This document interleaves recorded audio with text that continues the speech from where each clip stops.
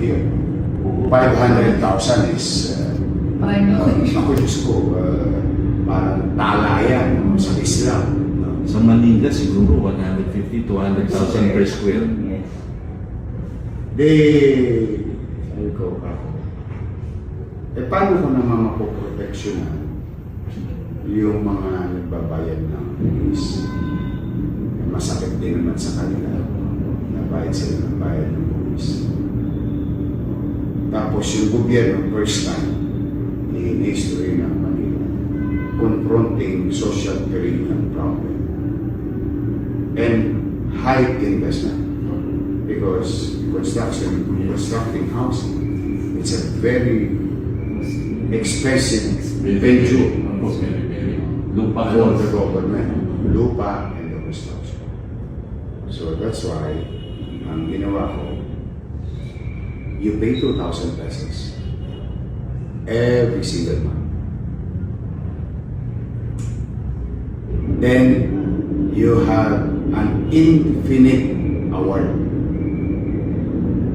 but no ownership. as long as you're paying. As long as you're paying, you stay. Okay. This whole price. Wala siya. 2,000 pesos. Anong kasiguruhan mo? Hindi. Sertifikado ng konseho at ng gobyerno yung award sa iyo. May security siya. May sense of security ka naman. Ngayon, pagkatapos halimbawa, umunlad ka na after 10 years, alis ka na. Sosoli ko lahat ng principal. Wow! 10 years, 240,000. May bahay ka na, may ipong ka pa. Okay. Exactly. Twin mandates. Parang pag-ibig Twin ulit mandates, siya. may yorme. Yan.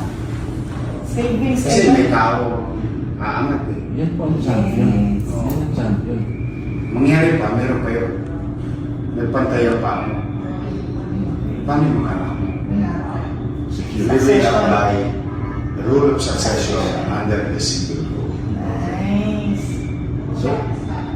So essentially, yung apat, ay yung family niya, asawa tsaka May masisilong. masusulungan pa rin. And that's a two-bedroom. Tapos ganun po pa rin ang terms. Bayad siya 2,000.